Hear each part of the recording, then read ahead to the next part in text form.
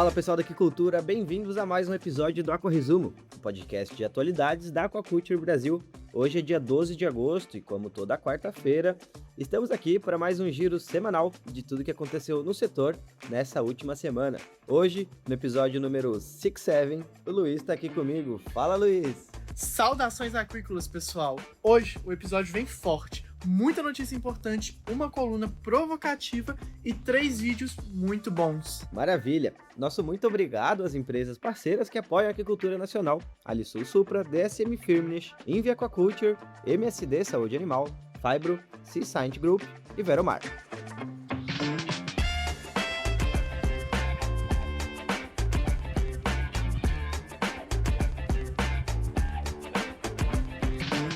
Luiz, o que a gente tem para hoje?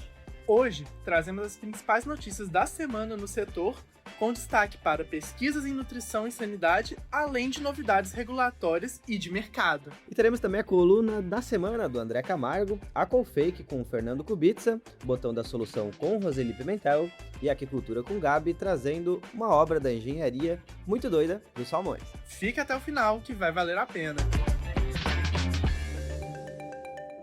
Um levantamento inédito da Epagre mostrou que Santa Catarina é hoje o segundo maior produtor de alevinos do país, atrás só do Paraná. Em 2025, o estado produziu 226 milhões de formas jovens, gerando uma movimentação de 48 milhões de reais para a cadeia aquícola catarinense. A tilápia do Nilo domina esse resultado com 95% de tudo que foi produzido, e boa parte dela, 66%, é vendida para produtores de outros estados. As demais espécies, como lambari, carpa-capim e jundiá, ficam majoritariamente no mercado interno catarinense. O Vale do Itajaí concentra a produção, com ilhota na liderança em tilápia e timbó se destacando pela diversificação de espécies. O Ministério da Pesca e Aquicultura prorrogou o prazo para a atualização cadastral necessária para solicitar a licença de aquicultor.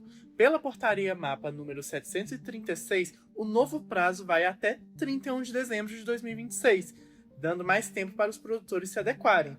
A prorrogação está ligada à implantação de uma nova plataforma de cadastramento e a Associação Brasileira de Piscicultura, a Peixe-BR, apoiou a medida, já que os produtores vinham enfrentando dificuldades práticas no preenchimento dos dados. Enquanto a transição não termina, o MPA também suspendeu temporariamente a exigência do relatório de produção da aquicultura. Pesquisadores da Índia isolaram 2 linhagens de bactérias probióticas a partir do camarão tigre negro, com potencial para substituir antibióticos da carcinicultura. As bactérias, batizadas de Bacillus paramicoides e Enterococcus tailândicos, mostraram alta tolerância a condições extremas do trato digestivo do camarão, como pH ácido e diferentes níveis de salinidade, sem nenhum sinal de toxicidade nos testes de segurança. O destaque ficou com a Enterococcus tailândicos, que teve uma forte ação contra bactérias como a E. coli e Staphylococcus aureus, além de secretar uma substância capaz de reduzir em até 96% a formação de biofilme desses patógenos. Os pesquisadores também observaram o efeito anti-inflamatório da linhagem, o que reforça o potencial dela como ferramenta natural de manejo sanitário no cultivo de camarão. Foz do Iguaçu recebe entre os dias 2 e 4 de setembro a 8ª edição do IFC Brasil, o International Fish Congress and Fish Expo. O evento reúne pesquisadores, produtores, técnicos e autoridades para debater a competitividade da aquacultura brasileira num cenário de transformação geopolítica e econômica no mercado global. A programação vai passar por rentabilidade da produção, abertura de novos mercados internacionais, inovação tecnológica, avanço genético e biosseguridade, com foco nas principais cadeias do país: tilápia, tambaqui e camarão.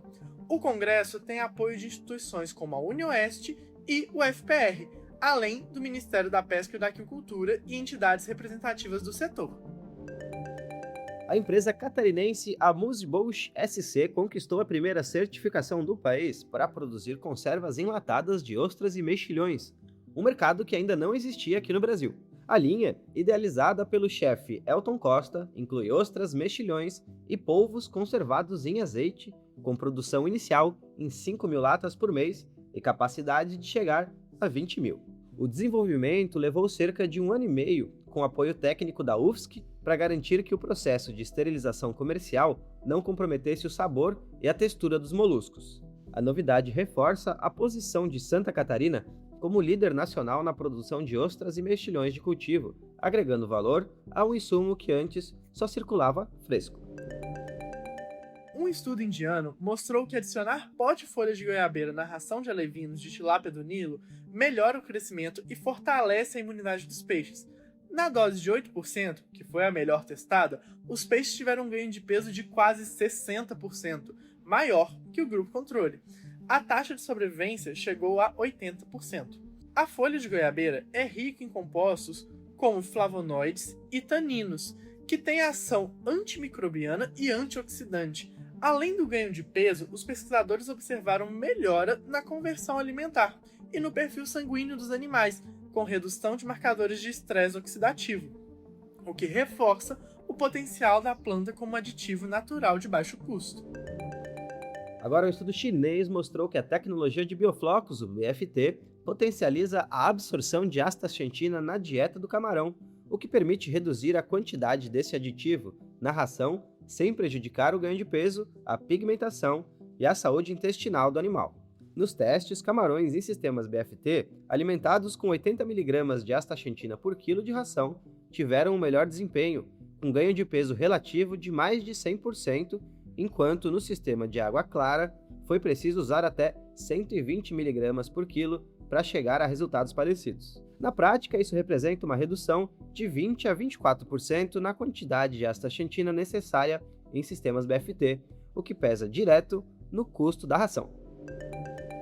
A Universidade Federal de Lavras sediou nos dias 30 e 31 de julho o Simpósio Nacional de Aquicultura, dentro da programação da 59ª reunião da Sociedade Brasileira de Zootecnia.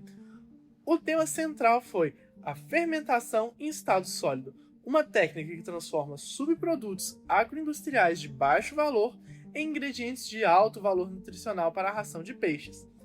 A técnica usa fungos e bactérias para reduzir fatores antinutricionais presentes nos resíduos, o que aumenta a digestibilidade e gera compostos bioativos, que beneficiam o desenvolvimento dos animais.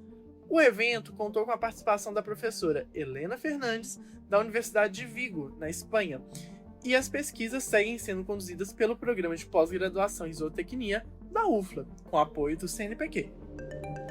Uma pesquisa tailandesa avaliou a contaminação por metais pesados como arsênio, cádmio, chumbo e mercúrio em 10 espécies de peixe salgado e seco ao sol. Um método tradicional de conservação. Na forma crua, todas as amostras ficaram dentro do limite legal, mas o quadro muda quando se olha para o consumo frequente. O xarel da faixa amarela, uma espécie marinha de peixe, foi o que mais preocupou, com o arsênio inorgânico ultrapassando a margem de segurança em amostras fritas, para qualquer faixa etária, e em amostras fervidas consumidas por crianças. O estudo mostrou ainda que a variação nos teores de metais tem mais a ver com a espécie e o habitat do peixe do que com o método de preparo, e os autores recomendaram monitoramento contínuo e a escolha de espécies com menor acúmulo desses contaminantes.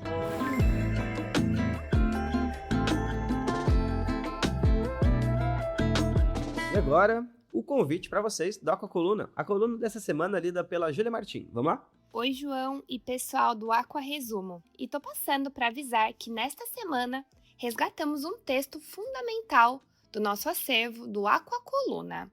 O zootecnista André Camargo assina o artigo Rio Tietê, sempre pioneiro, publicado na coluna Empreendedorismo Aquícola. Ele traz uma reflexão muito honesta e necessária sobre a história da piscicultura em tanques-rede no Rio Tietê e os graves impactos da poluição urbana na vida dos produtores ao longo desses anos. É aquele tipo de debate que nunca perde a validade. Bora acompanhar? Então corre lá no feed da Aquaculture Brasil e procure o episódio do Aquacoluna para escutar na íntegra. Um abraço e até mais!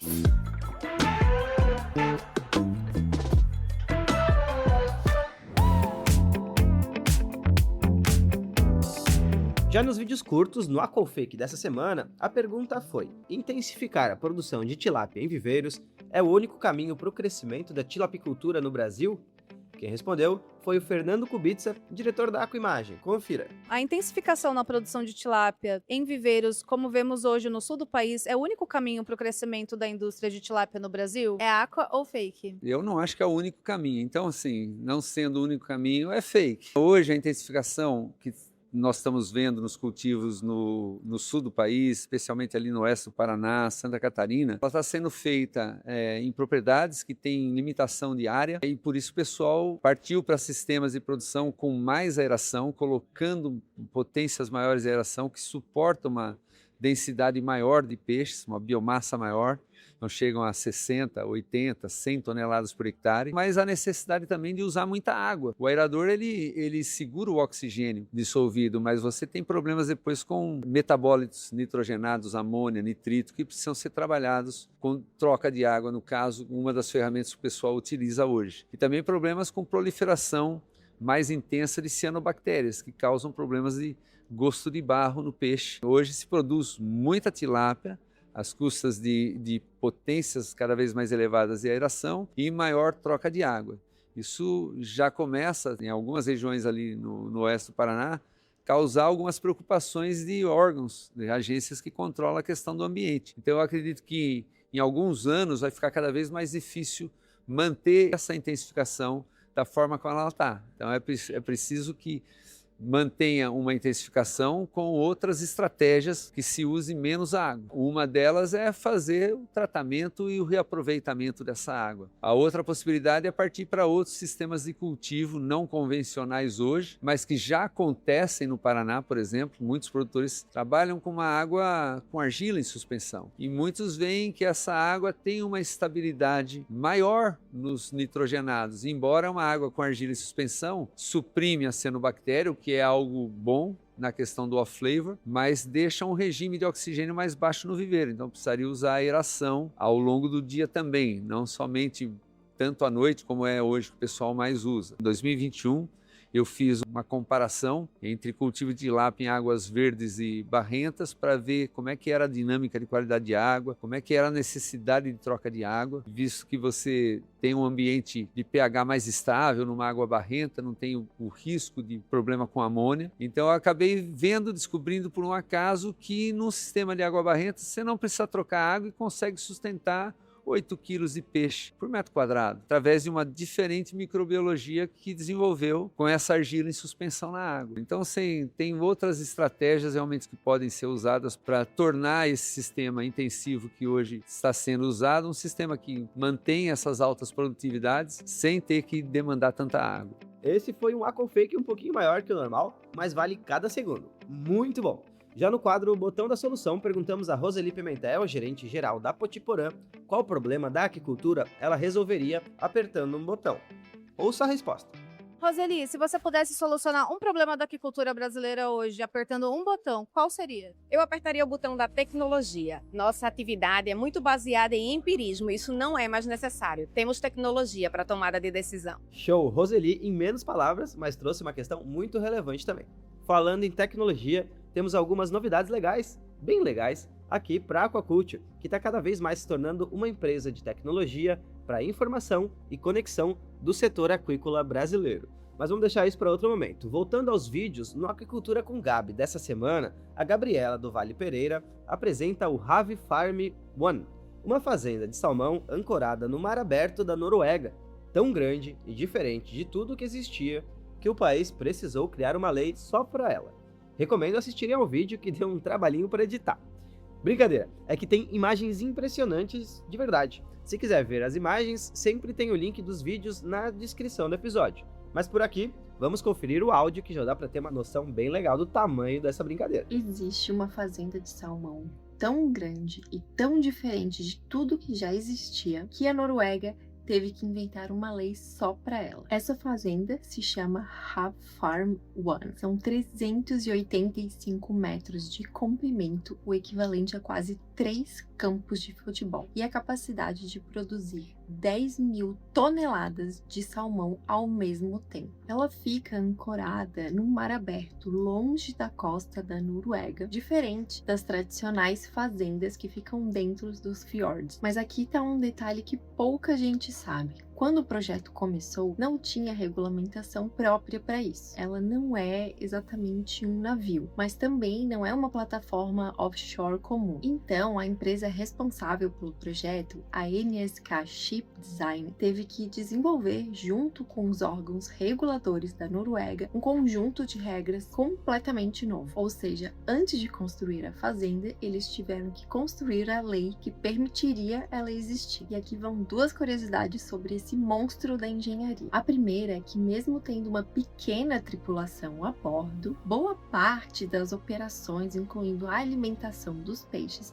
é feita diretamente do continente. Sim, alguém alimenta 10.000 toneladas de salmão pelo Wi-Fi. A segunda é que, mesmo sendo um projeto 100% norueguês, pensado 100% por noruegueses, foi construída na China, no estaleiro de Yantai. Hoje, a Hav Farm One é referência mundial em cultivo offshore. E isso só aconteceu porque a inovação não ficou só na engenharia, ela também aconteceu na regulamentação.